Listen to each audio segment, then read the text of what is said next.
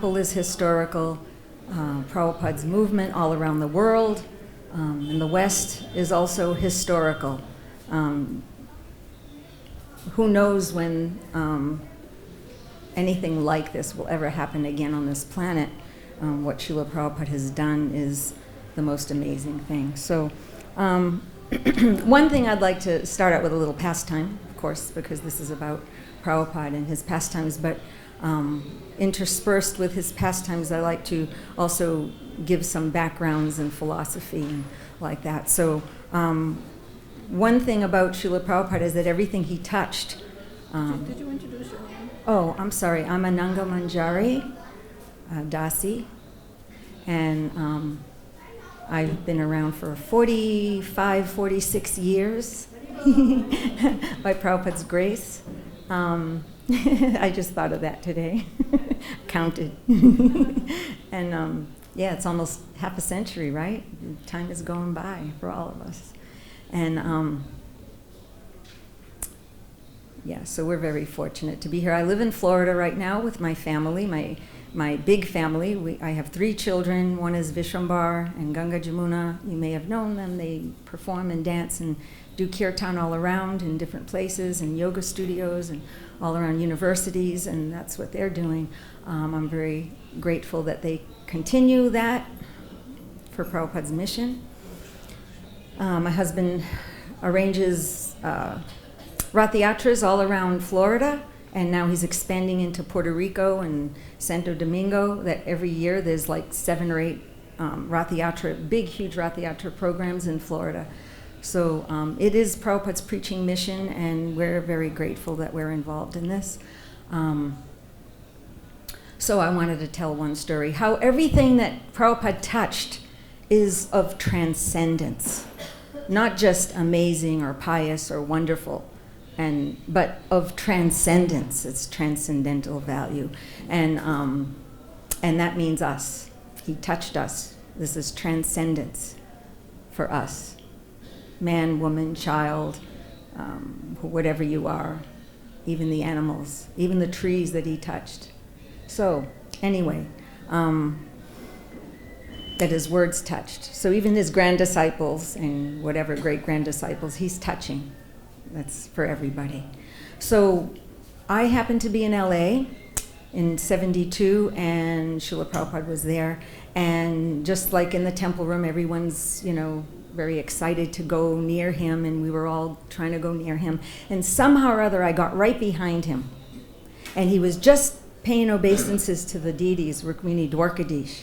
So I was right behind him. I don't know how that happened, but as he paid obeisances, his lotus feet were right in front of my face because I was paying obeisances right behind him.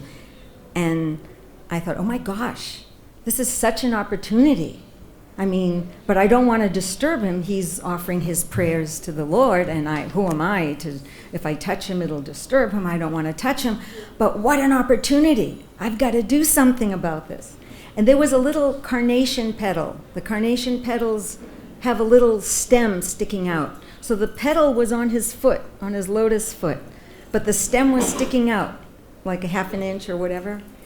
And I thought, okay, this is my chance. And I plucked that little carnation petal. And then I looked around because I got so scared. I could just picture some sannyasi booming, what are you doing? So I just got so scared. I just went, and I just stuck it in my mouth right away. Because at first I was thinking, I'll keep it forever. And I was so scared. So I stuck it in my mouth and swallowed it. And that petal has kept me here, because I don't have many other credentials on my own. So that petal has kept me here, and that's what I'm saying. Everything that he's touched is of transcendent value. Now, just like in Krishna's Leela of Kamsa, he's in the arena, and everyone sees Krishna differently. Some see him as a young boy, some see him as the lover, some see him as a little child, some see him as the dearmost friend, some see him as a powerful personality, enemy, or protector. So it depends on the individual. So in the same way, we all have different relationship with Srila Prabhupada. And when I say we, I'm not talking just about Prabhupada's disciples. I'm talking about everyone who's taken shelter of his lotus feet. He's still here. It's transcendent. His words are eternal, of eternal value. And so anyone who takes shelter of these words in any way, takes shelter of Prabhupada, I'm talking about them when I say we, so I hope everyone understands that. And so we all have a different relationship with Prabhupada. Some see him as the most strict acharya who applies the principles of of Vedanta and Krishna consciousness very strongly. And some see him as a preaching general who will just even neglect the Vedic principles to push on the movement and affect other people's hearts. And some see him as the most kind and gentle and caring father or grandfather. And when we read these books of the devotees who've written about Prabhupada, we see all these different flavors. We can see all these different flavors.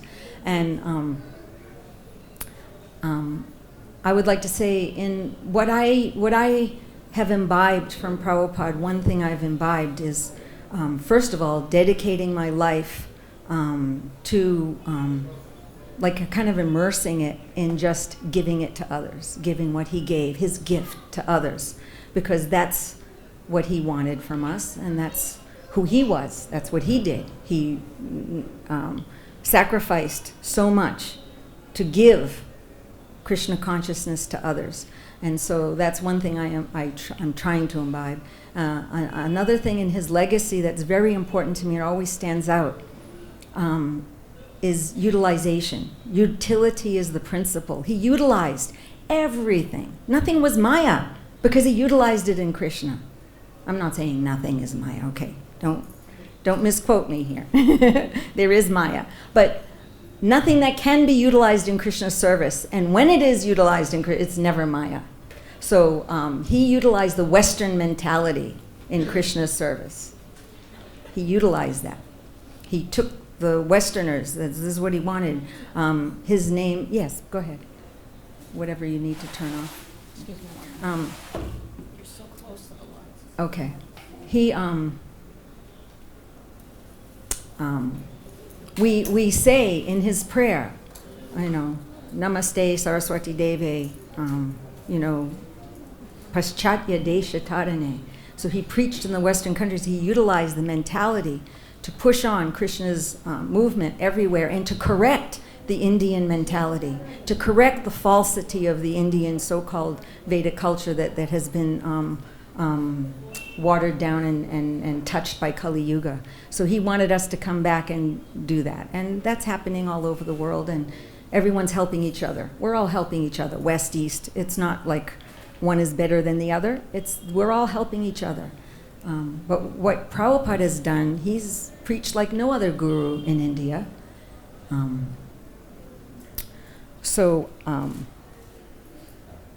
There's a story, okay. When I got my Brahmin initiation, this is what Prabhupada's done to push on the movement and what I'm talking about, Western mentality. When I was getting my Brahmin initiation, I was, 17. And I had just got initiated by mail because he was in India and he wasn't in America. And then we invited him to Florida when he came back, and he came to Florida. I was walking, I had to go in his room alone. I had no idea what was happening. I was getting Brahmin initiation, that's all I knew. I didn't really know the depth of what that meant. I still kind of don't. I'm still learning. But anyway, I went into his room, and he was very serious and grave. He was sitting there on the edge of a chair, and he said, "Sit down." So I sat down, and right away I felt like a little puppy. I'm Prabhupada's puppy, okay? Sit. So I sit. And then he said, "Repeat after me." And he was very serious and grave, and, Om, Bor, Bhuva. And I'm trying to say the words, And in those days, we didn't have much Sanskrit. And, we knew the pranam mantra and maybe some Saradava, that was about it. So, he was Om, Bor, Bhuva, Swa, and I'm losing it. So I'm saying the first 3 words, and then I couldn't say them. And he goes, "Repeat." I said, "Repeat." And he starts again. Om Bor Bhuva Swa Tat Savitur. And I'm like, uh-oh, can't do this. So I just stopped again, Om Bor Bhuva. I don't know. So then he said, they did not give you paper? They did not give you a paper with it written? I said, no, Prabhupada, no one gave me a paper. And I thought, at least I was supposed to have a paper, And then he goes, never mind. And he goes, Hridayananda will give it to you tomorrow. And he's like, never mind. We're done here. So I got up, and I felt very, embarrassed and very humbled. So I was thinking, at least I won't turn my back on Prabhupada. So I'll walk out backwards. So I'm folding my hands and I'm walking out backwards and I'm going, thank you, Prabhupada, thank you, thank you. And then he looked at me and he saw how hopeless I was. And he grabbed the big garland off his desk. And then he looked at me with this huge smile, the ear-to-ear smile that we all hear about now and then. And then he just went, and he threw it at me. And I caught it, and, thank you, Prabhupada, thank you. And went out of the room. And as soon as I got outside the room, there was a bunch of devotees with their ears to the door, and they're all like, the garland just got like totally, pulled apart. But, okay, then 2 days later, after he left, there was the fire yajna. And we were supposed to have, a little fire yajna because I became a Brahmin, and there was one couple that was getting married. So, we're right in the middle of the yajna, we realized there's not enough bananas. I mean, this was a tiny little temple. We had nothing together, really. We had no deities. We had a picture of Panchatattva that Gayatri had painted, and Prabhupada bowed down to that painting and stood there for a long time in awe and reverence. I mean, it was amazing. So we had nothing much. So anyway, we didn't have enough bananas even. So I gave my banana to the girl who was getting married because I figured, they need the banana. I don't need a banana. What's the banana for? I don't care, So then the fire yajna is going on. Everyone's supposed to throw the banana in the fire. I'm thinking, okay, I'll just, throw my love for Krishna, And so what my point is that Prabhupada still accepted me as his disciple, as his Brahmin disciple, even though I'm not qualified, I'll admit that. And he accepted me, so if it's good enough for him, we don't need the bananas. I'm not saying that you don't do the rituals nicely and properly, because that increases your devotion. In many ways, that can increase. But when it's not there, it's not necessary. In other words, it's not about the banana. Let's not make an issue about that. That's my point. Does everyone get that? Is there any comments or questions? Because I hope no one's misunderstanding this. It's not about the banana. It's not about the crossing your T's and I's perfectly. Because if it was, then Prabhupada would not have come to America with his original Srimad Bhagavatams that was totally, inept English, you can say. The English was not proper. He would have waited until he got it perfect if it was about the perfection of the rituals or the perfection of even the words. But it was the essence, it's the mood. Purity is the force, and the preaching is the essence. So let's get out there and do it. When I was a brand new devotee, one day a devotee, Mother Narayani was in the temple. She was a devotee there, and she was listening to Prabhupada, and she was transcribing with her face to the wall, just like this to the wall. And she was typing away really fast, and I heard Prabhupada on the speaker, and well, it was the second time I came into the temple. First time was a Sunday feast. The next day I walked in again. And I'm listening and I'm going, what is she doing? So I asked her and she goes, oh, I'm transcribing. I said, he's speaking English? She said, yes. And I said, I don't understand it. And she goes, yeah, in time you will understand, So I'm still trying to understand and the philosophy. But yeah, so I was on Sankirtan right away. They threw me out on the street because that's where I belong, and that's where I learned everything. So I was on the street doing Harinam. We did lots of Harinam in those days. So then they handed me some BTGs, and they said, go out and preach. And I'm like, I don't know anything. I just came like 2 days ago. So what do I know? I've been hearing some philosophy. They said, just say whatever you think is, whatever you've learned, you say it. So I just held the magazine out, And I was walking, it was the hippie times in 1970, in the summer of 1970 in the park in Boston. So I'm walking around holding the magazine saying, ecstasy, knowledge, eternity. Ecstasy, knowledge, eternity. And all the hippies are running like, whoa, what? And then I'm going, yeah, it's better than LSD. You know. And it was ecstasy and knowledge and eternity. It's the ecstasy and knowledge that got me. And I'm going to say one more story about at that time. When I heard, after being a devotee for a little while, and then we hear how Prabhupada came to Boston in the harbor, Boston Harbor, that was where he first stepped foot in America, in the Western countries. And when I first heard that, and they told me the year, and they told me the year, what year was it, please? Right now I'm 65, right? Yes. So 65. So then at that time I calculated, because I was already a devotee, and I calculated, well, where was I at that time? I was living in Boston, and so where was I? How old was I? And I was 12 years old, and I calculated back, and then I remembered, oh my gosh, there was something I always remembered, but I didn't relate it to that time and place exactly. But that year, I remember, it was the same month and the same year that Prabhupada came to Boston Harbor. I remember I was about 12 years old, and I was just entering into a new school, and it was a Catholic school, because I insisted to my parents I wanted to learn more about God. So they allowed me to go to Catholic, and it was just the first part of September, so the school year just started. And I was walking with an old friend, and we were walking. And she said to me, so what are you going to do? And what she meant was, what kind of fun are you going to have? You know, as a young kid, what are you going to do? And I took it, when she said that, for some reason, I somehow or other, I went very deep inside, and I remember I turned around and just looked, and I saw this, like, I saw the breeze in the trees, and as I was turning back to her, I didn't say it out loud, but I was thinking, I have to find the absolute truth, and I have to find who is God. I have to, relate to God and find the absolute truth. And I was thinking, wait a minute, what does that even mean? Well, I knew it meant something about God.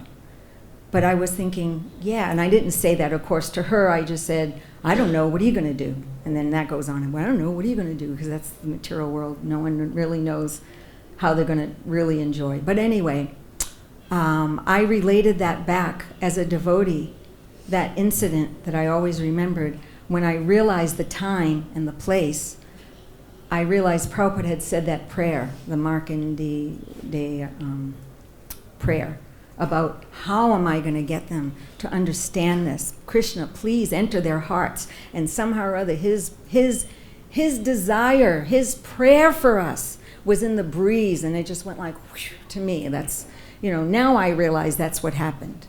At the time, I didn't know. It was just an inspiration from inside. And it was Prabhupada's breeze, his prayer, his wish for all of us.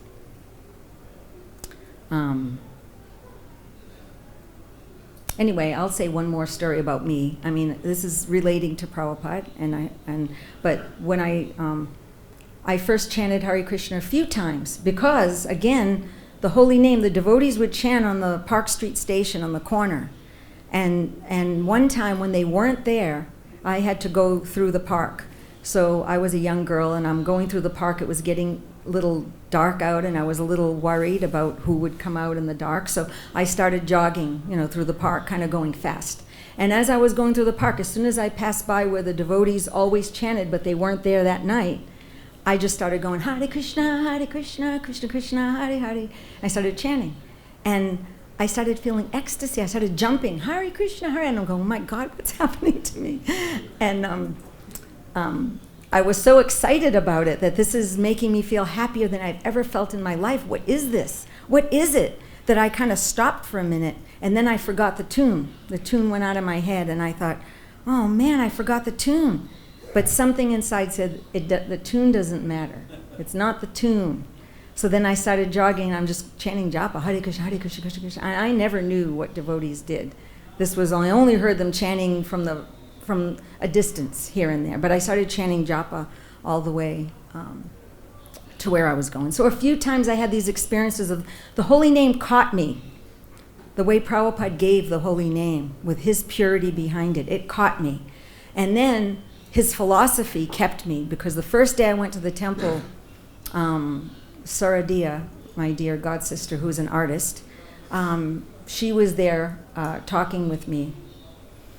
And I asked her a million questions, and I wouldn't let her leave. I wouldn't leave her alone. I just kept, but what about this, and what about that, and what about this? But isn't it like this, and isn't it like that? I had my own kind of philosophy, trying to figure things out between Christianity and hippieism and, everything. And she was like, she never condemned anything I said. She just said, it's sort of like this, but more like this. And then she was correcting me gently, guiding me like this. And I was listening to every word. And after about 2 hours, I said, I want to be able to speak the absolute truth like you. And she said, just by listening, you'll be able to speak it. And I'm thinking, okay, there's something to this. Anyway, I was the last person to leave the temple that Sunday feast. I was the last person to leave. It was 11 o'clock at night. The devotees walked me to the bus. I had to take a bus, a train, and another bus to get home. I lived a distance. And again, it was summer. Hey, it was the summer, summer nights. Everyone's out. It was late, but it was summer nights, so a lot of people are out. Anyway, I'm on the bus, and the devotees had given me, on the Sunday feast, they used to put tilak on everyone's head. And then they gave me the flower from the artik, it was a gardenia, and some incense. And so I'm sitting on the bus, and I have tilak, flower, incense, and I'm kind of going, Hare Krishna, Hare Krishna. I'm in ecstasy, my own little ecstasy, singing to myself. And this Indian guy is standing, he's sitting on the bus near me, and he's like, looking and staring, and how they stare and they look, and, so they're staring and he's looking, and I'm thinking, oh my God, what's this guy doing staring at me? So I turn around to the corner of the bus, and I'm going, Hare Krishna, holding my flower and incense. Now, of course, what does it look like? To an Indian person, they think I'm doing some puja. I've got tilak, incense, flower, like I'm doing puja, and I'm chanting Hare Krishna, and he's like, what's going on the bus? So I thought, as soon as I get off this bus, I'm going to run into the train station, because I don't want this guy following me or thinking I'm loitering or, So I start running, and he runs behind me, and he runs in front of me, and he catches, I'm like, oh my God. He catches up in front of me, and he goes, Madam, Madam. And I just stopped, and I went, Madam? It's like, if someone wants to hurt you, they're not going to call you Madam, So I just stopped, and he goes, Madam, Madam. And he's going down with his head and his hands, and he goes, you are chanting Hare Krishna? And I said, oh, yes, it's wonderful, and it's beautiful, and it's transcendental. And he goes, I've known about Krishna ever since I was this high, but I never saw anyone look as happy as you. And right away I said, but it's not me. I said, it's nothing to do with me. It's not me. It's my guru. It's my spiritual master, I said. A.C. Bhaktivedanta. And I'm catching myself saying these words. It was Prabhupada. Prabhupada's moving inside us. And I caught myself, and I thought, okay, I'm in. This is it. He's my teacher. He's my guru, and this is it. So then I preached to him for about 20 minutes. And he said, why don't we go get coffee? Oh, no, we don't drink coffee. I was already vegetarian at the time. I had become vegetarian about a year or two before that, just from hearing that you don't need to kill the animals in order to survive. And as soon as I heard that, that's me. I don't want to. So that's how I got invited to the temple, because I told one of the devotees, yeah, I'm a vegetarian. They said, oh, then come to our vegetarian feast. So anyway, that's the power of Srila Prabhupada's philosophy, that at 16 years old, I'm hearing only 2 hours worth of philosophy, and I'm already giving it to someone. And this is the power of his desire, that he wanted all of us to give what he gave us. Now, all of us may not give it in the way of words. Not everyone is, okay with speaking or preaching or talking in front of crowds or even one-on-one. Everyone's different, But this whole movement, how he set up the whole movement, is that no matter what you're doing, whatever your service is, you are a preacher in his mission. Because this mission is a movement, it moves forward. It doesn't move backwards, it doesn't stagnate. It doesn't stay still. It is meant to move forward and gain momentum, just like a snowball. When it starts falling from the top of a mountain, it gains momentum and it gains strength and it gains energy and it gets bigger and bigger. So this is what Prabhupada, he pushed this movement like this, and from his energy, it is to go forward for everyone, man, woman, child. Doesn't matter what your ashram or what your varna is, because those things are secondary. And when I say those things are secondary, it doesn't mean you neglect it. I have 3 children, and when they were very young, I have a little story. When they were very young, I used to do lots of preaching, book distribution. I was leader of Sankirtan parties, and like that we used to do big books in the airports, and lots of preaching, and it was wonderful, and it's glorious. And when my children, when they were little, this was like later on after Prabhupada left, I had my children, and they were just little kids, and my friend, who we used to do lots of book distribution and kirtan together, and lots of preaching. So she came, I invited her, please come to my home for lunch. So she's sitting there, and I brought my children to, meet her, and they're kind of standing there all like, little kids do. And she said, instead of greeting them, she just looked at me and said, "How does it feel not to be on the front lines?" So I said, "Oh, this is the front lines." This is the front lines. I said, I'm hoping that I will be able to give them enough that they will want to go out and do 3 times more than I could ever do. And I have to say that they're doing pretty good. They're doing pretty good. Vishwambar is preaching up a storm and doing kirtan all over. Not just kirtan, he preaches in between. They go to yoga studios where people want to, actually what happened is amongst the yoga group from California to New York, all around and all in between, amongst this yoga group, they used to sing lots of Durga and Ganesh and Shiva and lots of that in a little Maha Mantra, because that's part of it. Now that, Vishy, Gauravani, and there are others also, other young devotees who are going out and in these venues. And now the Maha Mantra has become the most popular mantra. And even other kirtan, professional kirtan devotees, like you might have heard of Krishna Das, Jayutal, and a few others, they're forced to chant the Maha Mantra. I was there at Omega Institute just a couple of months ago. And Jayutal is like, "Oh, well, what should I sing first?" And the whole crowd, 1,000 people, Maha Mantra, Maha Mantra. And they just got through hearing it for at least 2 or 3 hours from Vishy and Gauravani. So this is becoming so amazing. And even Krishnadas at one point, he had to be on the stage. Vishy and Gauravani were singing the Sri Krishna Chaitanya mantra in a beautiful tune. It's an amazing tune that they were singing. And the first time Krishnadas heard it, he had to sit there on the stage and, close his eyes. He kind of criticized Vishy. He goes, "Okay, you guys are going too far. You're pushing your Vaishnav stuff on these people, but because it's Chaitanya Mahaprabhu, and it's getting a little deeper into philosophy and into, bhakti, So he said, "You're going a little too far." But then about a month later, they were doing the same thing again, and he had to stay on the stage, and he had to be listening to it.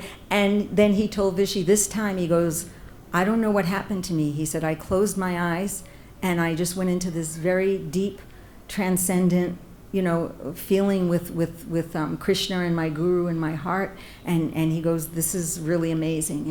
And he's not a humble person, so that was quite amazing. So anyway, the devotion of Prabhupada's devotion behind all of it. It's not us. There's a nice little story that Guru Kripa I just read recently in one of the books, Prabhupada's, the ITV books that come out. Anyway, Guru Kripa, he was preaching in India, trying to make life members, and he was being very heavy with one Indian life member. So the Indian life member says, well, look, you're getting so angry. What kind of disciple are you? What has your guru done for you? And he said, oh, man, a year ago I would have punched you in the mouth. But this time I'm controlling myself. I'm only yelling at you. And the man gave a big donation. Yes, here, take it. So it's all Prabhupada. It's not us. It's Prabhupada's energy. Now we, of course, when Prabhupada came to Gainesville, at one interview gentleman, he was asking Prabhupada, so how do we know who is a pure devotee? How do we know what a pure devotee is? They tell me you're a pure devotee. How do we know what is a pure devotee? And Prabhupada just simply said, he is a perfect gentleman. He is a perfect gentleman. So if you want to aspire to be a great devotee or a pure devotee, then we must first be perfect ladies and gentlemen. This is what he wanted. That means being kind to all living beings. Isn't that one of the qualities of a devotee? Isn't that the first one? And if you notice, many of the others have something to do with other people. There's several that have to do with your own inner growth. But there's many that have to do with others, how you treat others. So the first one is kind to all beings. How many of us are able to say that we do that? And especially when we say kind to all beings, at least kind to each other. As God brothers, God sisters, God uncles, God whatever you want to say, at least within the family, we must be. And anyone who is impolite or violent with their words or violent with their temper, I'm sorry, but you're just not making the mark. You're not a great devotee. You're not a pure devotee. I don't care what kind of dress you wear.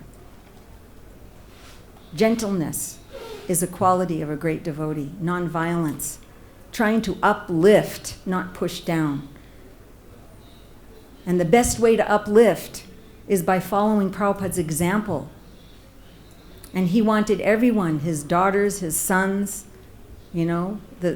our children. He just wanted to give love. He didn't want us to be hurt. We're hurting each other. From history, we've hurt each other. We've hurt generations of our children, and we are hurting each other now, sometimes with harshness. It's unnecessary. It's actually immature. Actually, it's kanista adhikari. If you want to be a great devotee, then you have to be gentle. If you don't want to be a great devotee, you're all right with mediocre, then you can gossip and talk and be like the National Enquirer or finding fault with everyone. I don't know if Indian people, thank you.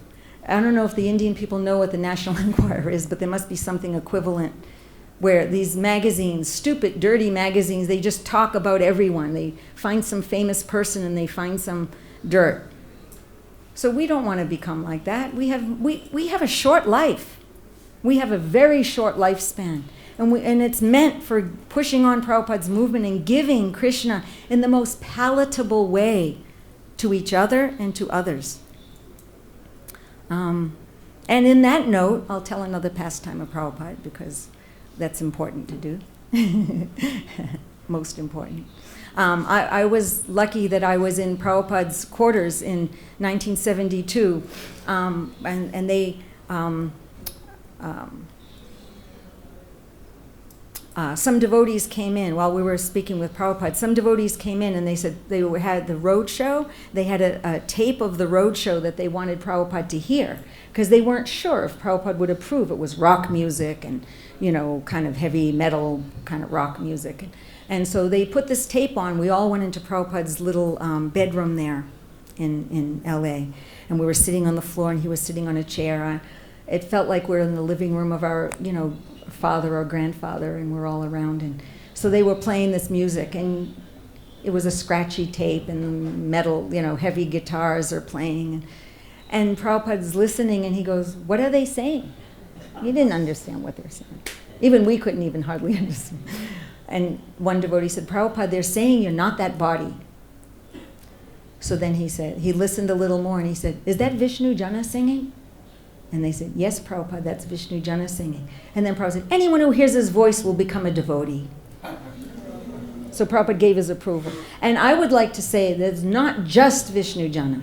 When Prabhupada is saying that, what is his meaning? When we understand the whole philosophy and we don't just take one tiny little sentence out of his books and go crazy with that one sentence, right? What does it mean when we see the whole context of his philosophy?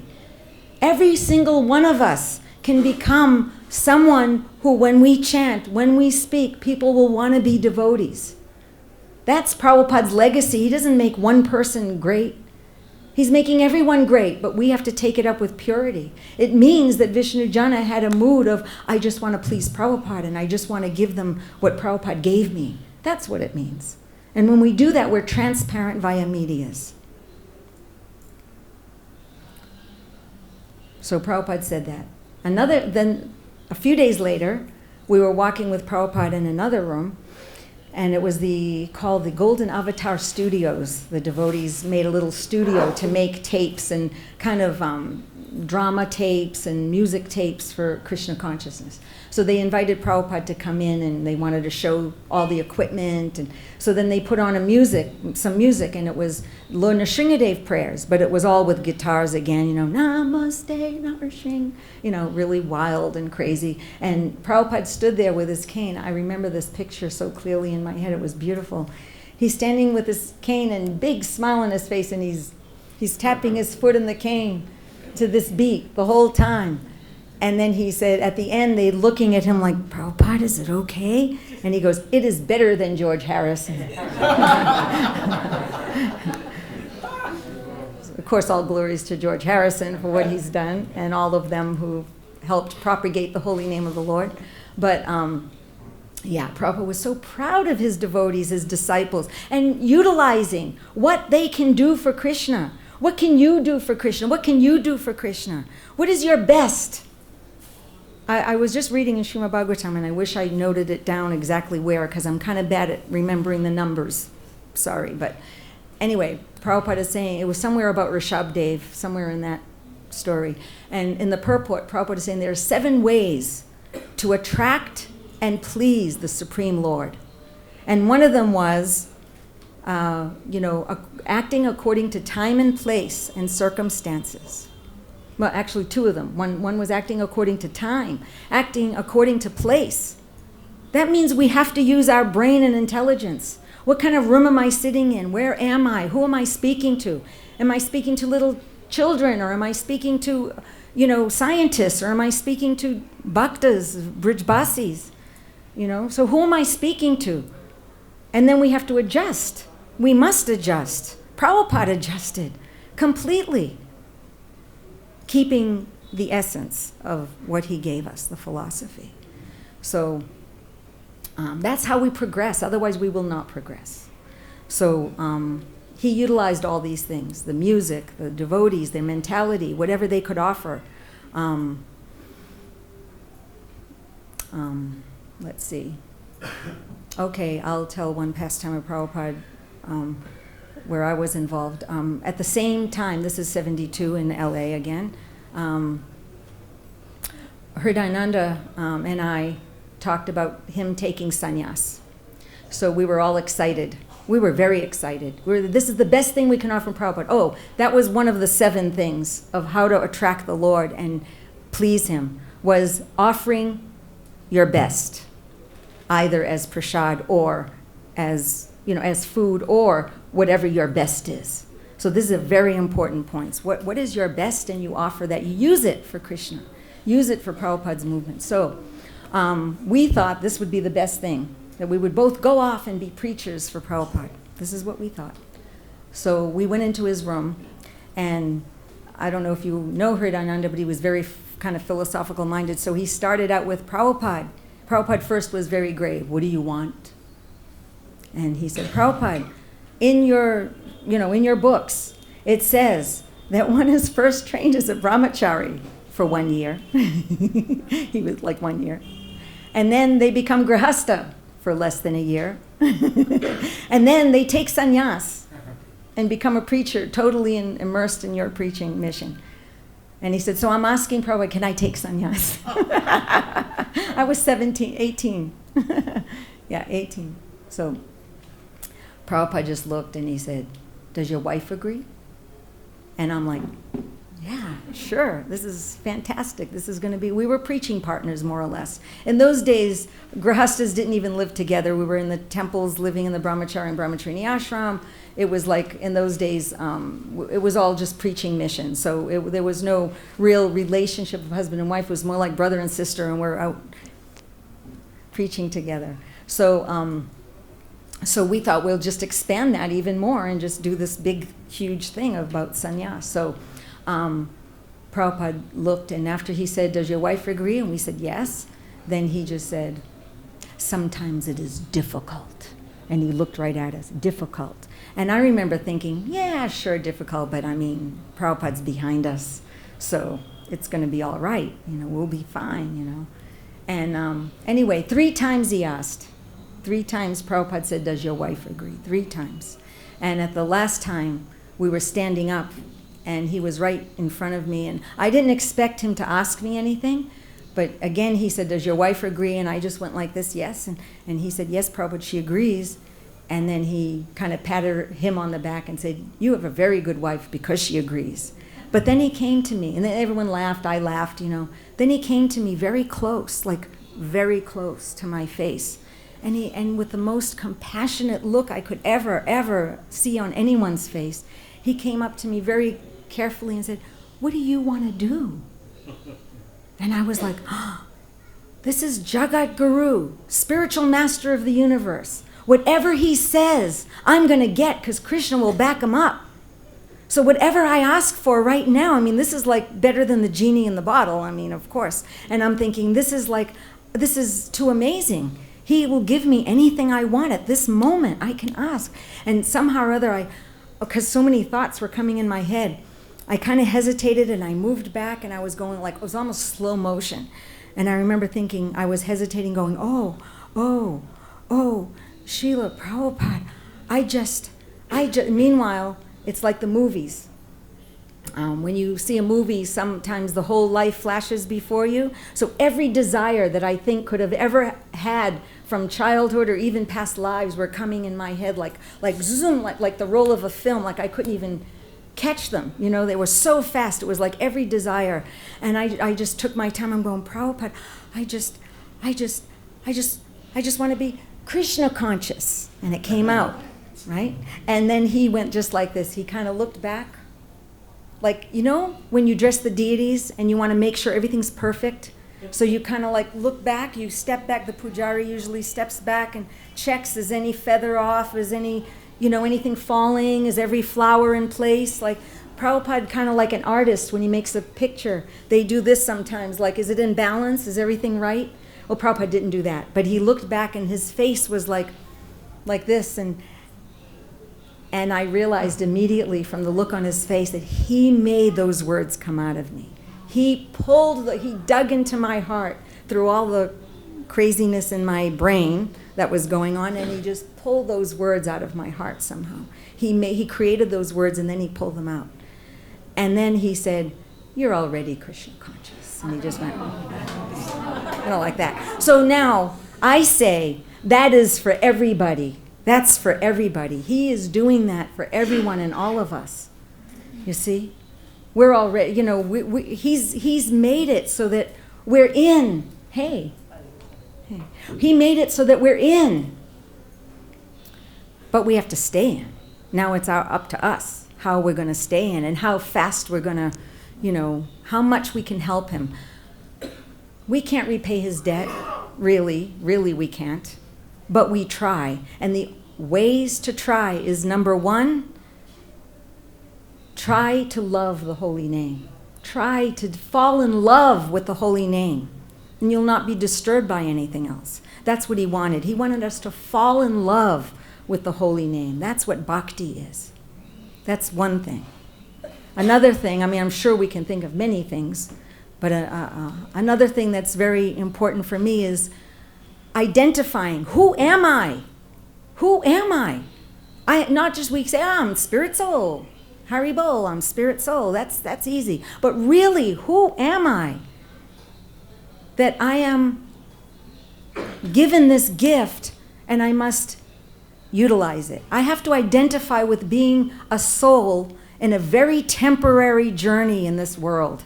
That's who I have to identify with. I am a soul in a very temporary journey in this world. So what happens here is not as important as what I leave behind.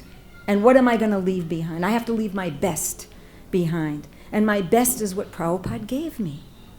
My best is only what Prabhupada gave me. I have no other best.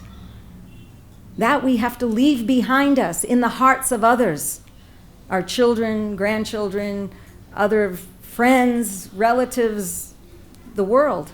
We must leave our best behind. Otherwise, what are we doing here? Fighting amongst each other. Oh, you have this role, you have that role. Everyone must stay in their roles. Prabhupada didn't really care. He didn't concern himself with roles. I'm sorry, he did not consider that. Like I said, we don't neglect what we have. If we have children, they're number one, most important. Prabhupada said they're like the deity. You have to feed them, take care of them, give them Krishna, give them love. You have to give them love. Not enough just to feed them and say, I did my duty. It's not like that. We have to give them love. With husbands and wives, we have to give affection. If there's no affection in this world and we don't get it from our God sisters and God brothers, where are we going to go look for it somewhere else? Because we're not on the level of saying, I don't need any affection. Or at least most of us aren't. Some maybe. But we have to be careful, because otherwise we'll look for it other places. So this is important that we have these things. But first and foremost, I am a spirit soul on a short journey, and I have to leave my best behind. And there's no time to waste on that. There's no time to argue and fuss about what your other roles are. What is Vaishnav etiquette? What is Vaishnav etiquette? We're all servants of the servant of the servant. So we have to uplift. If anyone is under me, anyone is less intelligent than me or under me, I must uplift them and make them feel wanted and loved and embrace them in Prabhupada's mission. Utilize their talents in Prabhupada's mission. And if someone is equal to me, I make friends and hey, let's do it together. Let's, sometimes I cry on your shoulder, sometimes you cry on my shoulder, and we'll help each other. We'll remind each other what the essence is. Keep each other on the right path. And if someone's above me, then I respect them and give them all respect, and I try to emulate their highest qualities. So this is our mission. This is our mission. This is what Prabhupada gave us. This is his legacy. Let me tell another pastime. I'm just going to throw one out randomly, not necessarily connected to what I'm saying here. But I got to be in Bombay, and I was doing some deity worship there before the big temple was built. It was just, the altar was just a slab of concrete. It wasn't even marble yet. And the whole building wasn't built yet, the big temple there. And Prabhupada had come, and he spent 2 weeks, but he wasn't feeling so well. And I got to do little services for him. I got to go in the afternoon and put the chandan on his head and a garland and make sure he had fruits and some little snacky thing to eat in the afternoon, and make sure his sugarcane juice was, I would run to the sugarcane wala and make sure they cleaned out the whole machine, saying it's for my Guru Maharaj, and bring it back to him. So I did little things like this. I was very fortunate. And then the devotees decided Janmashtami was coming soon, so we decided to do a drama, and someone asked me to be Devaki. So we did this.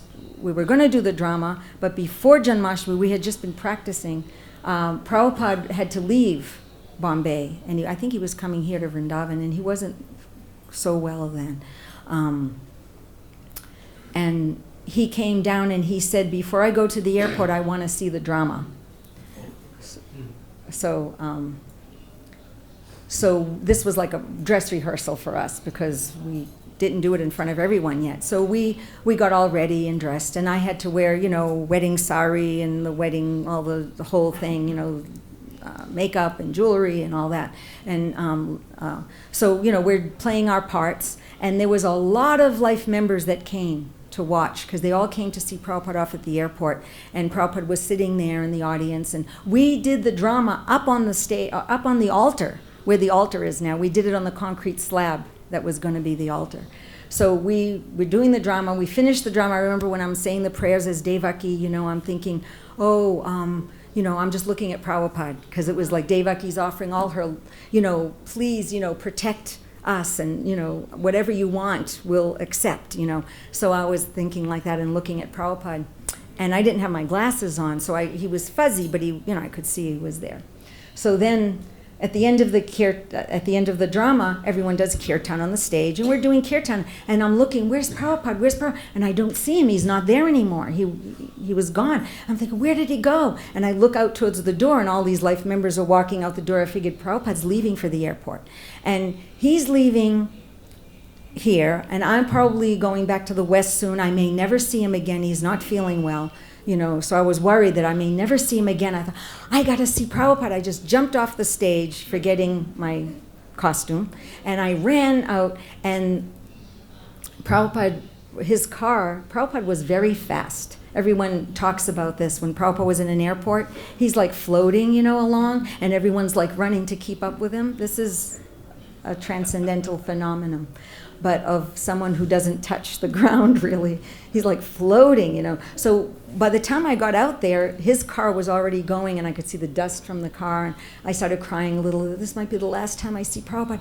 I've got to go to the airport. I'm a little passionate, so I'm not like someone who's like, oh, yes, So it was like, I got to get to the airport and see Prabhupada. So I grabbed my friend, Aditi, who was very, very humble, shy, quiet, and I grabbed her and I said, we've got to go to the airport and see Prabhupada. She goes, how? I said, look, there's a car. The doors were open. So we just jumped in the back seat of a car, and the life member came and looked at us, and then he walked away, and I said, they'll take us, don't worry. And then Gopal Krishna Maharaj, Giriraj Swami, and some other sannyasi came because it was supposed to be their ride. And they just looked at me, and I'm like, I'm sitting in the back of the car with this crazy costume on, and my eyes are all smeared. I've been crying. I'm going, Prabhupada, Prabhupada, Prabhupada. And Aditya's looking like, oh my God, she's so embarrassed. And they looked at me, and Gopal Krishna said, let them come. So two of them squeezed in the front seat. One of them went somewhere else, and we got to go to the airport. Yes. And when we got to the airport, we got out of the car, and right away, as soon as we got out of the car, we were going to go in the airport, but some brahmachari came running out going, where's Prabhupada? He's not in the airport yet. And then he ran back in. So me and her were the only ones standing out on the curb in Bombay Airport, and there was no one around, and we're standing there thinking, well, should we go in? Should we wait here? What should we do? We were wondering where we should go. And within a second, Prabhupada's car pulls up, and because they saw devotees, us, they stopped right in front of us. Prabhupada's car is like right here next to me. I'm standing right on the curb. And Prabhupada himself opens the door and steps out, and he's looking at me up and down, and we're like this close to each other. And I was like nervous, of course, and I'm like, oh, Prabhupada, thank you. I was thinking, what do I want to say to him? I just want to say, thank you, thank you, thank you. And I just kept going, thank you, Prabhupada, thank you. And so I paid my obeisances really quick. I got up, and he's still standing there staring at me, looking at me, big smile, ear to ear, looking at me and laughing, And then I got so excited, and it was so, kind of an awkward situation. And I didn't know what else to do. I started jumping up and down. And I'm like clapping my hands going, Jai Prabhupada, Jai, thank you, Prabhupada. And then he walked regally into the airport. And then my friend grabbed me by the arm, and she said, did you see how you made him laugh? You made him smile, you made him laugh. And as soon as she said that, all of a sudden I remembered that about several months before this incident, I was here in Vrindavan. And it was the opening of the Krishna Balaram temple. What year was that? 75. So I was here, and we were all in the courtyard around, in the courtyards on the steps. And some devotees, it was Rasagya and Lokamangala and a couple of other devotees, did a wonderful drama of the age of Kali. And Rasagya was playing Sin. And Prabhupada was sitting on a rocking chair right under the desire tree there in the courtyard. And the whole time I could hardly keep my eyes off him, even though I love dramas and things. I was watching the drama, but I was like, I couldn't keep my eyes off Prabhupada, and I just kept looking at him and his reaction, and the whole time, through the whole drama, he had this smile on his face from ear to ear, and every once in a while he'd be laughing. And he enjoyed this so much. And then I said, oh, they're pleasing him so much. They're entertaining him. They're making him smile. They're making him laugh. And I remember with a big desire, I thought, I want to make Prabhupada laugh like that. I want to make him laugh at me. I want to make him, smile at me and laugh at me. I want to entertain him. And I looked up and I realized I was just under the edge of that desire tree. Like there was like maybe one leaf hanging right over me, And I went, oh, I wonder if it works. Because this desire was automatically such a deep thing in my heart when I said that. It wasn't like an ordinary thing. Because I even looked up, when you want something so much, like this, and I looked up and I said, oh, I wonder if it works. So that was later on. I got to entertain Prabhupada and make him laugh at me. And I like to say, I hope he's still laughing at me, because that is my only good service that I can do. That if I can make him keep laughing at me, I'm safe. So is there any comments, questions? Do we have to end now, or? Okay, yes, okay. One time in Delhi, again about dramas, this took place. In Delhi, Arundhati was cooking for Prabhupada, and she asked me to go to the market and buy lychees for Prabhupada. And I didn't know what lychees were. I didn't know. So I went to the market, and I'm trying to figure out what lychees are. This was in Delhi. And no one understood what I was saying. And so then one English gentleman came, Indian gentleman who spoke very good English came by and said, oh, what can I help you with? And I said, I'm trying to find lychees because my Guru Maharaj, A.C. Bhaktivedanta Swami, is here giving darshan, and I want to get lychees for him. And he, oh, no problem. So we went to one fruit wallah, and he got a big pile of lychees and gave me the whole thing and said, paid for them. And I said, please come for the darshan. So that evening, there was about 15 of us in the room with Prabhupada, a few Indian people, a few Western devotees, and this gentleman kind of stood at the door, and right away Prabhupada called him in and sit right next to me. He could see he was an educated person, and he wanted to impress him with the philosophy. He sat next to him and he said, everyone in this world is struggling, and everyone is trying to look for happiness, but everyone is only getting this much happiness and this much distress according to their karma, or this much happiness and this much distress according to their karma. And he repeated it a few times. He said, but if you become a devotee, no more happiness, no more distress. And he repeated that a few times. And then there was a pause. And I'm thinking, wait a minute. I'm trying to be a devotee. I'm kind of a devotee, and I still feel distress. So what is that? So I kind of raised my hand. And I said, Prabhupada, are you saying that, I was trying to understand it. And I'm saying, to the extent that we're Krishna conscious, we don't have, ordinary happiness and distress, or what does this mean? And Prabhupada said, yes, no more happiness, no more distress. Anytime you feel happy, that is coming from Krishna. And I thought, okay, I get that. I'm in kirtan, I'm in ecstasy, chanting the holy name. The holy name is ecstatic, and yeah, I get that. But I couldn't help it, so I blurted out, but the distress too, Srila Prabhupada, because that's what we all need to know. When I'm distressed as a person, as a human being, as an ordinary human being trying to be a devotee, I feel just so much distress, so much pain in my mind or my heart or my body or whatever. And what is this? What is this, Prabhupada? So I wanted to know. So I blurted it out. And the distress too. And then Prabhupada said, yes. He said, but it's like the chatak bird. Everything's coming from Krishna. Your happiness, your distress. But it's like the chatak bird. And then he went like this. The chatak bird is praying to the clouds. Where is rain? Where is rain? The chatak bird doesn't go, he said, to the puddles or the rivers, he said. He just goes, where is rain? Where is rain? He says, but sometimes he gets thunderbolt. And he went like that. And then everyone laughed. So he said, yes, sometimes he gets thunderbolt. And he went just like that and kind of looked at me. And it was like, so basically what Prabhupada is saying is that it's not ordinary karma when we feel as devotees or trying to be devotees, when we feel some happiness and distress. It's not ordinary karma.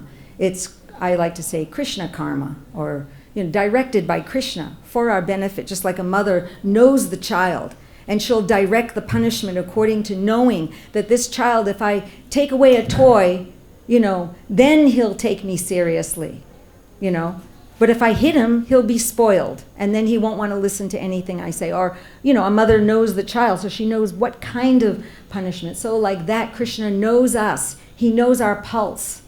He knows every inch of us from every past life. And he gives us exactly what we need to get closer and closer to him.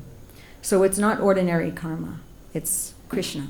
And that was very wonderful. And then one devotee in the same darshan, a young brahmachari, raised his hand and said, Prabhupada, I was at one Ram Leela. And they were doing drama. And it was very nice, but then at the end, all the people came, the Indian people, and they were touching the actors' feet and giving them money and putting garlands and worshiping them and doing puja to them.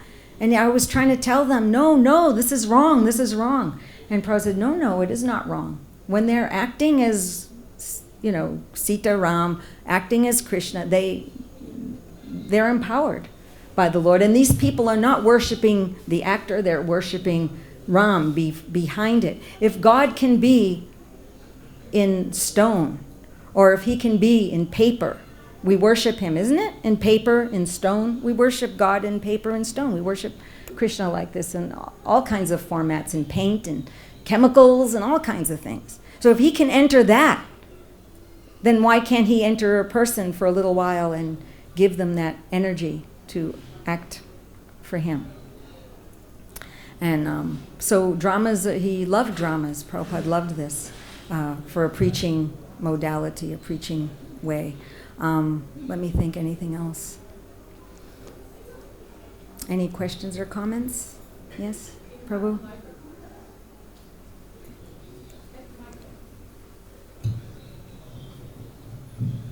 Hare Krishna. Hare Krishna. It's a wonderful experience seeing you continuing your spiritual journey from the age of teens to the ripened age. And Ripe still old you are, age, thanks a lot. So jubilant. Actually, I'm in denial about that, but go ahead. But still we are not getting that taste what you had. You're not feeling that jubilant like you had. You went with Prabhupada for a long time back, but still you feel the presence of Prabhupada. Do I still feel the presence? Is that a question? Absolutely. Oh, that's a question. So we are very curious and...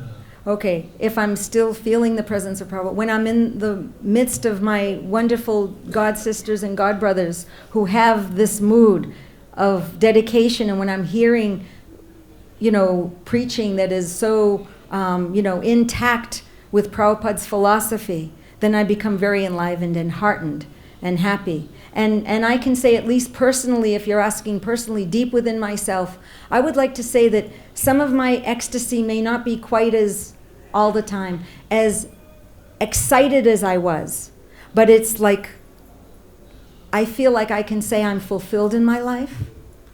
I think that's a big thing to be able to say, that I feel somewhat fulfilled. Of course, I always feel I have more to do for Prabhupada, for sure, lots to do, and I don't know if I'll get to do it all, but I want to, but and I have to do more work on myself. That's always there. But all of this, it's a glorious process. It says in Bhagavad Gita, it's a joyfully performed process. The whole process, it's from beginning to end, is joyfully performed. That's another point I'd like to make. It's not we struggle, but we should not struggle to become perfect. We should struggle to love. That's what we should struggle for. I see many devotees struggling to be perfect, and they're not happy. It doesn't give that happiness within that taste. They're just like, oh my God, I didn't do this and I have to do that, and they're struggling for Krishna. Yes, that's okay, that's good. But they're not struggling, they're struggling to become perfect. But actually we have to struggle to love. And when we struggle to love, even if I develop this much of love, I'm going to be happy. It's joyful. And that's what we're supposed to be struggling for, is the bhakti. It's not just sentiment. Bhakti doesn't just mean sentiment.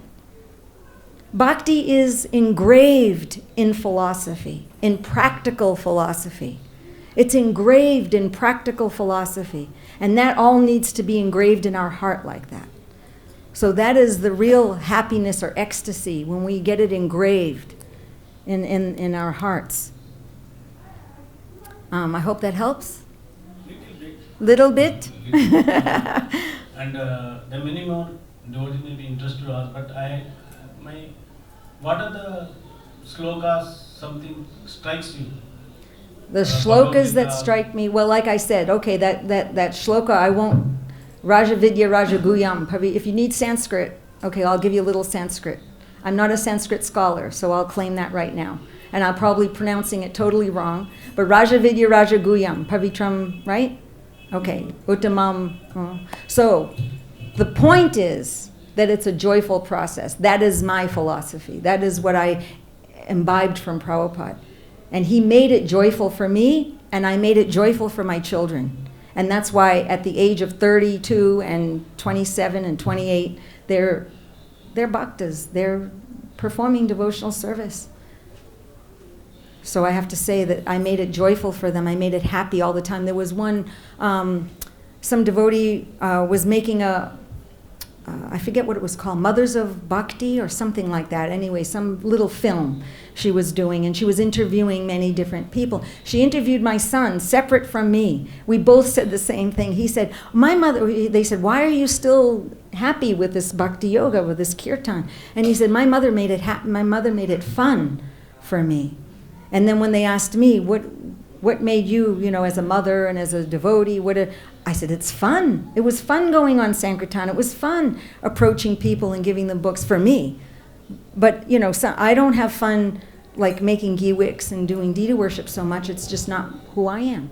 But someone, it is. So then that's your fun. That's your devotion. And when I see the deities dressed so beautifully and wonderfully, that affects my devotion. I go, oh, they love him so much. They love Krishna. Look what they're doing for Prabhupada's movement. They're maintaining the deity worship. This is a beautiful thing. I can't do it. So everyone has something different. And yes, Prabhupada is here with us. He's here watching us. He's here. Okay, there's one more story, if you don't mind. Is that all right?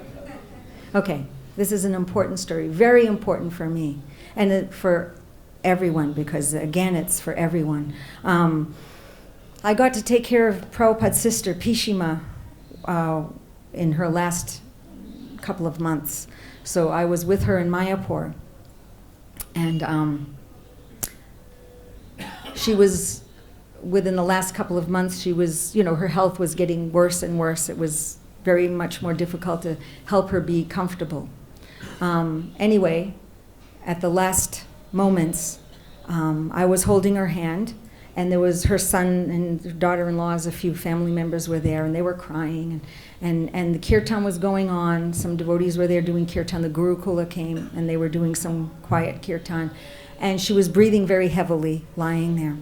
And I was holding her hand. I had one Indian Bhakti Ma, a very wonderful Bengali devotee. I had her holding her shoulder, because I said her family is there, but she also wants devotees around her. So she was holding her shoulder, I was holding her hand. She was breathing very heavily.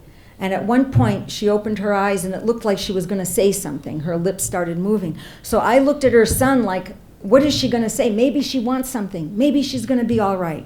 I mean, I never experienced these things before, so I wasn't sure what to expect. And he didn't catch it. He had his head down. He was crying. So I went near her to try to hear. What would she want? And she just went, Hare, Hare, Hare, Ha. Like that. And I was right next to her face like this. And I didn't know what to do. And within a moment, I actually saw, just like, again, like in the movies where they show you the subtle body rises from the gross body. You've ever seen that in movies? The gross body's lying there, but the subtle body is kind of like a see-through ethereal body. Her hands started raising up, and I had to get out of the way because her whole body started raising up. And she was raising up, and she was looking up at the corner of the room, and she was like this. And I looked up at the corner of the room, and I saw Prabhupada. Now, devotees who know me, I don't hallucinate, right, Narayani? Right, Padarajani? Come on, stand up for me. I'm not a hallucinator. I'm not someone who tells stories, But I swear I saw this. So Prabhupada was holding his hand and coming down, and she was going up. And they held hands, and they were holding hands and kind of drifting off into the corner of the room. And then they both turned around like this and went, like, come on, everyone. Come on. Both of them, the same look on their faces. And they, come on. And then they disappeared. And I thought, oh, they left me here. They left me here. And then later on, a little later, we did the puja thing, and we had to bathe her and give her clean sari, and then the men came in and offered flowers, and everyone's offering flowers. And by that time, she was like light was just pouring from her. And at that time, I actually said, okay, now this can't be true. I thought I'm hallucinating. I hit my head, and I said, okay, now you're going crazy. This is too strange. And I thought, she's glowing. And I use the word glowing because usually devotees, they'd say effulgent or bright-faced. And, I said, she's glowing. And I thought, no, she can't be. This is my imagination. The whole thing must have been, I doubted myself. I said, the whole thing must have been my imagination. But as soon as I said that, Pankajanari and Anna Kadambi, the other two pujaris from Mayapur, they walked in front of me. And Pankajanari said to Jananivas, was it Jananivas or Jananivas and Pankajamri are twins. No, I know that, but was one of them and Anna Kadambi, the big tall guy at that time? Yeah, he was also a pujari. But anyway, one of the twins, and the twin turned to the other big tall devotee and said, yeah. And one of the twins, whoever it was, turned to the other pujari right in front. They cut kind of right in front of me, and he said, "She's glowing, she's glowing." He said it twice, and I'm like, all right. Well, they're seeing this. So if that's true, then it's all true. Because I doubted myself. I don't want to, say things. It's not easy or common that things like that may happen. But I can just say that. Prabhupada is here for all of us. He'll take all of us by the hand. That he's here for all of us, his dear children. And that was my experience. I was very grateful for having that experience. So yes, he's there with us. Even though he had been off the planet for a couple of years then, he was there for us, for Pishima. And he will be there for each one of us. All we just have to do is stay faithful and keep trying to repay him. Giving him your best. Just give him your best. That's all we can do. Our best may not be great, just like a little child, gives a crumb to the father. It may not be great, but it's our best. So it's okay, whoever you are. All glories to Srila Prabhupada. Yes? One of the last things that His Holiness Srila Swami said. Oh, yes.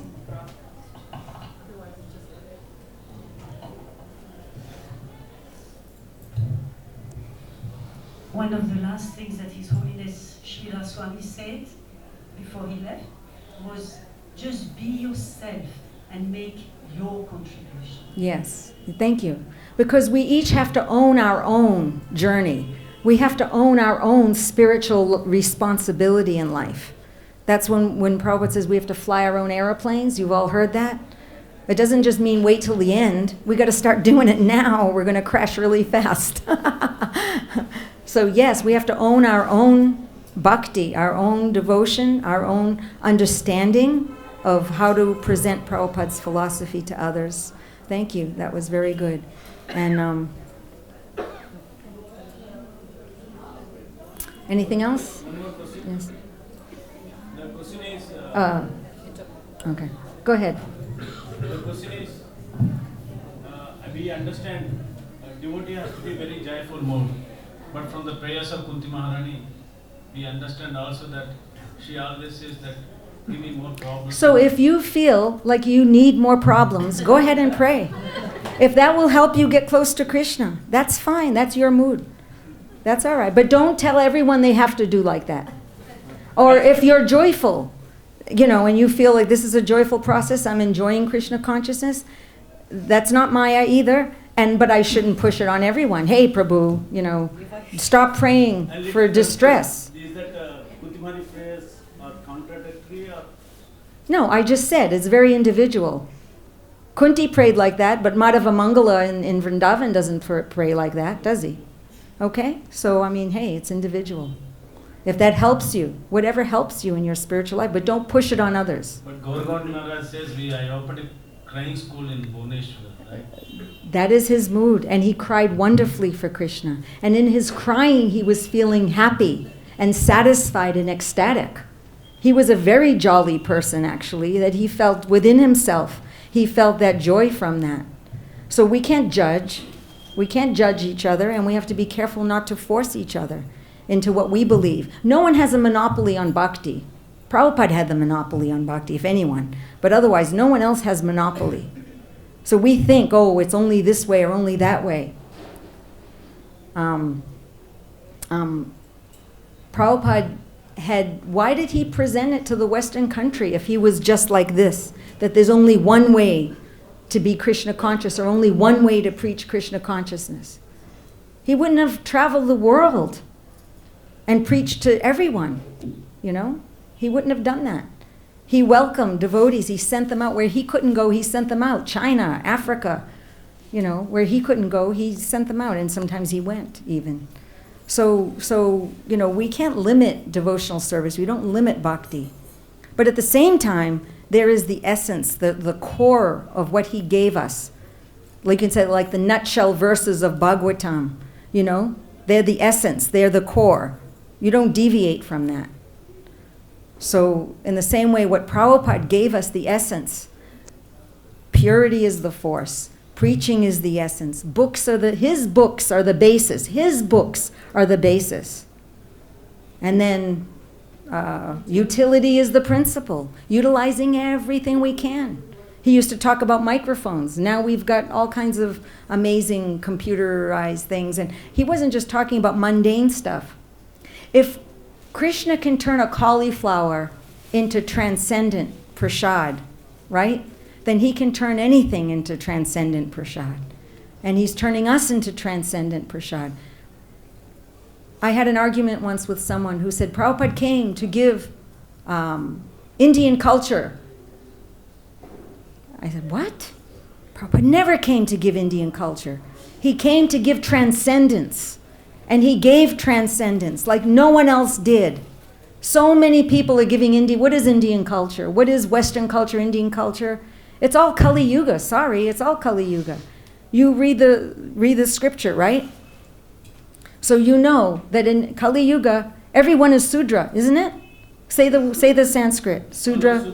Yeah, thank you. I can't say it properly. I'm just, like I said, my tongue doesn't. Thank you. Okay. So that means everyone is Sudra. So, but then when you become Krishna conscious, are you a Sudra? No matter who you are. I was in Prabhupada's room once when one reporter said to Prabhupada, Prabhupada, you say women are less intelligent. So what do you have to say about that? And Prabhupada said, in my movement, the women are doing everything the men are doing, he said. The women are doing everything the men are doing. And then he said, and when anyone comes to Krishna consciousness, they become most intelligent. So you're not Sudras anymore, but then don't act it. And you're not just women anymore, don't act it. What are you? You're a jiva soul dedicated to giving your best of what Prabhupada gave you to everyone. Right? And of course for etiquette, there's certain behavior that we accommodate. But that's on the side, that's not our essence. And that should not be the hot topic of our movement. The hot topic of our movement should be, how are we going to get this message out to the conditioned souls? And how am I going to improve myself? In myself, like Bhakti Siddhanta, there's a beautiful prayer that he says, and he said it in English, by the way. Bhakti Siddhanta said some things in English, and Bhakti Vinod wrote in English many prayers. So this is not just that Sanskrit or Hindi or Indian culture is where everything is coming from. Bhakti Vinod wrote prayers and everything in English as well. And anyway, Bhakti Siddhanta, there's a beautiful prayer where he says, don't look at the faults of others. Look at your fault within. I don't know if anyone remembers the exact quote on that, but there's a beautiful quote. So that we need to be looking at ourselves inside. And if I want to find fault, hey, number one here, let me improve. There's always room for improvement. We've all got room for improvement. So how can I improve myself so that I can give my best? Let me find what is my best. Do we even know? Everyone in the world, they talk about identity crisis. You know, I don't know who I am. You know, that's an excuse so that we don't have to do anything much. Or I'm just less intelligent, then I don't have to do much. If you're less intelligent, you have to do, I'm just a Sudra, Prabhu. Then you don't have to do much. Not much is expected of you. But if you're a disciple of Prabhupada, or grand disciple, or great grand disciple, doesn't matter. I'm talking again. A follower of Prabhupada. Disciple means dynamic. You must be dynamic, not static. And then you have to find out, who am I? And what do I have to give to Krishna? What is the best thing I can give Krishna? I'm either an artist, or I'm a photographer, or I'm a scientist, like Swarup Damodar Maharaj. Prabhupada was so proud of him. And how many devotees in the beginning criticized, oh, you're preaching to the scientists, they're all mudras, mudhas. They're all mudhas and fallen, and you're preaching to them. But Prabhupada was so proud. Yes, look at my scientist devotee. He became educated and he's preaching to the scientists and defeating them with Krishna philosophy. He was so proud. And he was proud of the people who played the guitar crazy. But they were chanting with sincerity to try to get everyone to understand you're not your body, your spirit soul. He was happy with that. So we have to be careful not to just look around. Oh, one devotee had come to me one time and said, I'm outraged that in Prabhupada, Prabhupada always said that the Maha Mantra means, oh my Lord, oh energy of the Lord, please engage me in your service, right? That's what Prabhupada said, right? So then they said, I'm outraged because some devotees are going around and they're saying to people that the Maha Mantra means, please accept me. I mean, are we going to fight about that? Really? Are we going to fight about this? He said that also. Okay, thank you. Then you quoted that? You have a quote for that? Yes, right in the Okay, the book. all right, thank you. So then, but see, because she didn't know that, and I didn't even know that, but still, it's like, are we going to argue about these kind of things? You know, you can cross your T's and you can dot your I's, but that's not Prabhupada's mood. You know, his mood was get it out there. And whoever you are, like when they told me, just go out there and give the back to Godheads out. You know, go talk to the hippies and give the back to Godheads out.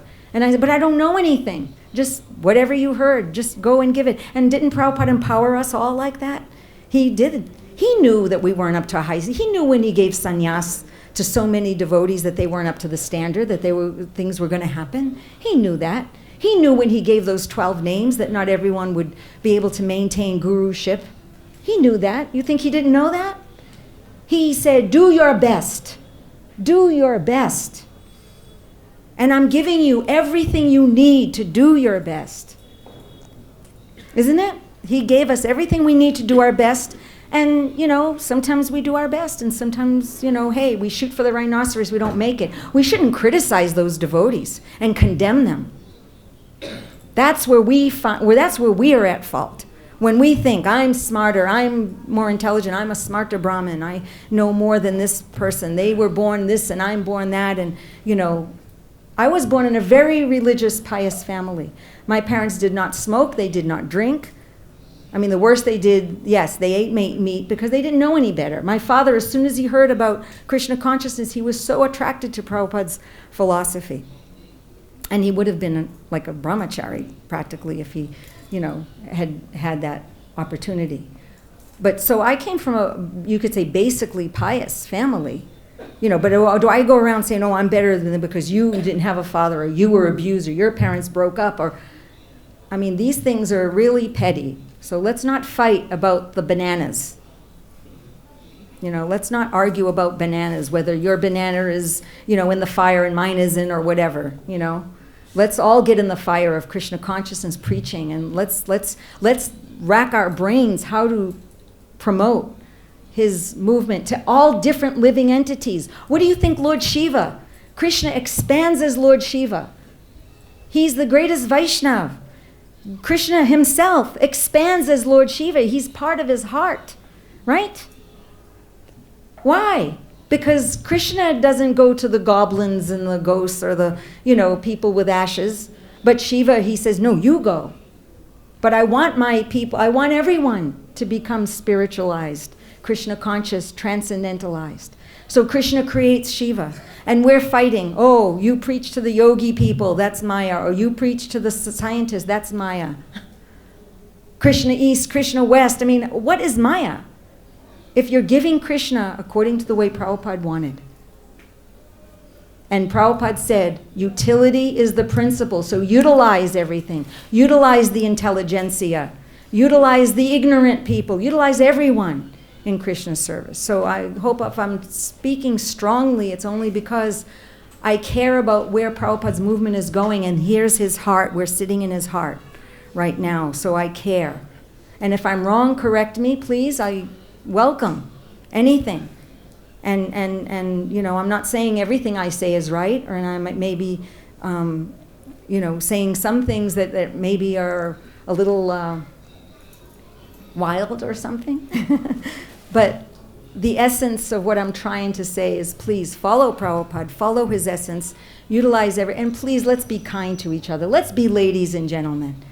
We can't be pure devotees, at least let's be ladies and gentlemen and be proud of what Prabhupada gave us. We don't, humility, real humility means I'm proud of what Prabhupada gave me. That's real humility. Not that we walk around all like that. That's not humility. That I'm showing, oh yes, Prabhu, and I'm touching your feet and this and that.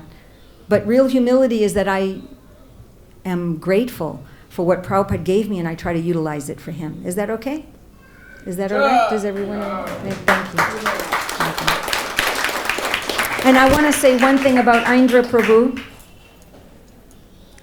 He was an old friend of mine from when he first became brahmachari. He first became a devotee in the movement. And I would sometimes be giving classes. And one time he asked me, he always had questions. He was always trying to learn more and more. And one question he said is, how can I always remain brahmachari? So I said, well, it's kind of like if you know it's a fast day and you choose to fast, you have your mind set that today I'm fasting today. It's a fast day, it's a Kadashi or whatever, and I'm going to do this vrat. I'm not going to, deviate. Then you don't go and sit where they're serving out all kinds of sweet rice and prasadam and, gulab jamans and, pakoras and things. You won't sit there. It just makes sense. It's practical. So I said that to him, and he was very grateful, and I think he talked about that with his brahmacharis. Many years later, he saw me after many, many years, and he came to me so humble. He came to me so humble with his head down. He said, Mataji, I just want to tell you how, this is what you said, and I was so inspired. And then another time he was impressed with how we were dancing in the kirtan in Mayapur for Krishna. We were dancing for Panchatattva, and we were going a little wild, and he was so impressed, and he also came and said, thank you, it was very beautiful that you're, immersed in the holy names. So let's all get immersed in this kirtan holy name. And then there's no, picking at each other. And let's just pick our own brain, pick our own psyche, pick our, where am I at fault? Where can I improve? Where can I become a better disciple of Prabhupada and nourish his movement, not push it down, not push it back, nourish it. So anything else? Final. Okay, final. Sorry on the behalf of It's okay. ISKCON is good. Okay, so whoever needs to go ahead and then, But thank you very much. Hare Krishna.